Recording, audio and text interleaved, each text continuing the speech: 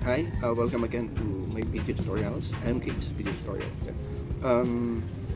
Right now, papakita ko sa inyo mga sir, ma'am, how to unbox yung PoE switch. Yeah. Wala naman masyadong malaking discussion with this one, but at least you have idea. Ano ba si gigabit switch? Ano ba tong tinatawag natin na gigabit switch? Okay, so kung makikita nyo, ito yung PoE na nabili ko. It's a 16 port. Okay, yung PoE switch na to, ito yung ginagamit natin para ma-connect natin yung camera at saka NPR. Okay, and then etong PoE switch din na to is kaya niyang i-power yung camera mo. So may tinatawag tayong camera na PoE. Okay, power over Ethernet. Okay, parang ito, this one, the Hikvision, is a PoE switch na to. So dati, di ba, usually pag may camera ka, kailangan pong maglagay ng power sa camera mo. Yung mga analog, no, may mga power din siya na kinakabit. So ito, pag ito ang gamit mo, and then yung camera mo is a PoE switch, kagaya nito, this camera is a PoE switch to. So this one, pag kinabit mo dito, magpa-power na tong camera mo. Okay? So yan ang use nitong PoE switch. Kaya mas advanced na to eh. Ito yung solution na yung guys, yung mga nag-uumpisa pa lang dyan, nagdi-DIY or gustong magkaroon ng idea, ito is a basic lang to. Basic, very basic na explanation kung paano nag-work si PoE. Okay, so ito is a PoE switch na rin siya na pag kinabit natin dun sa NBR, pinagkabit natin to na tatlo, yung camera mo, and then yun, tatakbo na si CCTV camera mo. Okay, so i-unbox muna natin to. This is the PoE switch, okay? So ito guys, wala masyadong configuration to. Mayroon itong tinatawag na config sa loob, but more on advanced na yon. So huwag kayong problema kung baguhan lang kayo, hindi kayo IT, wala kayong masyadong alam with IP addressing pa. So huwag kayong matakot, no? It's madali lang siyang gamitin. Okay? Okay? Yung loob ng PoE na switch na to, it's a gigabit na, gigabit switch also. Ibig sabihin 1000 Mbps, mabilis to. Okay? This is the PoE switch na tinatawag natin. May 16 ports yan, no? Ibig sabihin, pwede ka magkabit at least 15 cameras kasi yung isa pwede mo ikakabit mo to kay NBR. Okay? Yung NBR yung network recorder natin, and then 15 cameras. Pero may option din siya, you see? Mayroon siyang option here. Eto, kung makikita nyo to, that's for fiber. Kung may fiber connectivity kayo, marami kayong switch na nakatap. Pwede nyo i-connect to with the other switch. Ganun siya. Pwede itong magkabit ng, halimbawa, 32 cameras or 42 cameras. Pwede yung mga switch na to, i-interconnect mo using this one.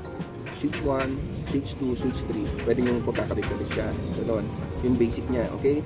So, through fiber pwede, or pwedeng kumuha ka ng isa dito. Tapos may isa ka pang switch, pwede mo na ikabit. Pero more on advanced setup na yon. Ngayon, basic lang kailangan ko explain sa inyo. For example, nag-install kayo ng 10 camera. Eto, ang kailangan yung bilhin, a PoE switch. Okay? Makikita nyo, ito yung mga port niya. Ito yung lead indicator. Okay? Makikita mo dyan, here, kung naka-PoE siya, mag-iilaw to. And then this is the link. Okay? Link and activity dito sa kabilang side. And this is the PoE, kung makikita nyo yan. Yan. Pag nagkabit ka kasi ng PoE dyan na camera, dapat iilaw to si PoE. At the same time, iilaw din yung number dito. So, means that device is PoE. Pag kinabit mo si NBR dito, makikita mo, eto lang yung iilaw dito. Kasi hindi naman PoE si NBR. Okay? Si NBR may sarili siyang power. So, okay. Yan lang. Yan lang yung basic niya. You just need to power off, power on. And then, that's the PoE switch. Ngayon, pakita ko sa inyo para may idea kayo paano ba nag-work ito si PoE. Okay? Very basic lang to kasi panoorin nyo yung video ko or complete setup ng CCTV kasi na-explain natin kung how does interconnect. Pero ngayon, basic lang to. Okay? I'll just show you. This is the camera. Okay? Yung connectivity lang. Basic connectivity lang. This is the camera natin. Okay? A PoE camera to. Kung makikita nyo, I need to power on lang yung device, no? Yan, na-power on na natin. Makikita nyo sa side, there is a LED on the green. Means it's powered already. So, naka-open na yung PoE switch natin. Okay? And, kakabit lang natin sa camera.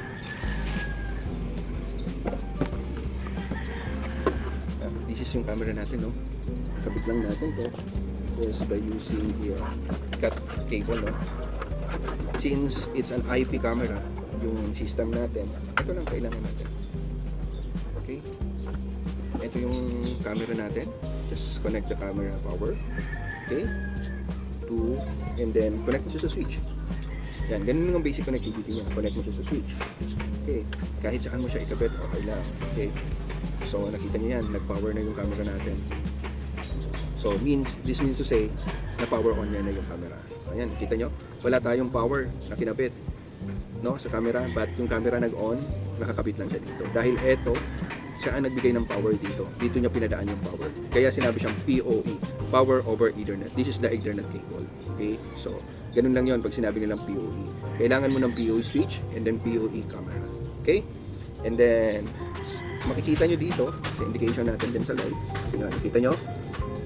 Umiilaw si PoE natin. Yan, nakita nyo yan. Yan yung camera, kung saan nakakabit yung camera port, and then may ilaw din tong link. So, ganyan ang PoE. Okay? Na-power niya na. Means that's good. Ibig sabihin yan, okay yung setup mo. Nag-run si camera mo ng maayos. Na-power niya. Okay? So, isa dun sa mga requirements din natin para magkabit ng CCTV na mas mapadali kayo is yung router, no? Ito yung sinasabi ko na router, no? Usually yung mga bahay kasi may internet router yan sa bahay. So, para mas mapadali yung setup nyo, dun sa likod ng router nyo, ng mga router sa bahay, ikabit nyo lang itong isang Ethernet cable. Okay? And then, yan, for example, this is a PLDT, kakabit nyo lang siya dito. Okay, dun sa tabi, itabi lang natin. Okay. May numbering ng port yan. For example, this is 4. Okay, dapat yung number 4 doon na link umilaw. Nakita nyo? Oh, this is the number 4 link. Yan yung number 4. Ito yung number 2. So, wait, I think galaw. Yeah, dapat umilaw siya. Nag-restart lang yung router natin. Remember, dapat nakakabit siya sa LAN port ng router. May tinatawag yan sa router natin na LAN port. Dapat din siya nakakabit. Okay? So, ganyan ang magiging setup niya. Yan, nakita nyo? Yan. Bakit walang light yung dito sa PoE niya, no? So, hindi naman kasi ito PoE. Etong router, hindi siya PoE. Yan. Ang ano niya lang is para makapag-communicate, dito lang talaga siya. Okay? Pag nagkabit din tayo ng NBR, ganito rin ang magiging setup niya. Yan. Yung ilaw niya, dito lang. Walang ilaw dito.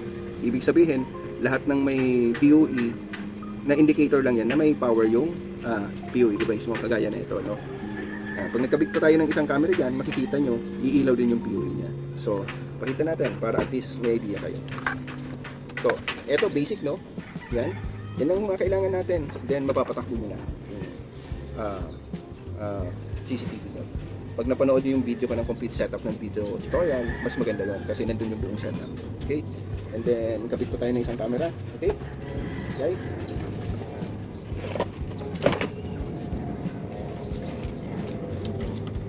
Yan, kabit pa tayo ng isang camera. Okay? Kabit naman natin itong camera na to dito sa isang port. Kahit isang port yan pwede. Madali lang siya ikabit, no? So, yan, nakita nyo, nag-power na siya, no? Napaka-easy. Wala na tayong gagawin, wala tayong problema na, paano yung power niyan, di ba? Kinabit mo yung kailangan ng power yan, hindi na yan ngayon. Dahil yan sa, pasalamat tayo sa PoE technology. That's the power over Ethernet. Okay? So, kung makikita nyo guys, yeah, complete setup na tayo. Ayan, tingnan nyo. Dapat iilaw yan, nakita nyo? Yung side na to, umilaw na siya. Tingnan natin ng konti para makita natin yung right, okay. Dapat kasi iilaw din yung 16 port na doon sa PoE. So, isa pa natin kailangan gawin, okay, sa NBR, no? Yung cable natin, okay, I have a cable here, no? Sa NBR, ganun lang ang connectivity niya, okay. Then, kakabit na natin dito sa NBR. So, kung mahalata nyo guys, yan ang magiging setup niya. So, ito yung magiging setup niya. Yan lang naman yung component dun sa basic setup natin na pinapakita ko dun sa isa yung video ko. And then that's the camera, no? Yan yung mga connectivity natin. Okay? ingatan lang natin, baka basag yung camera natin, mahal na.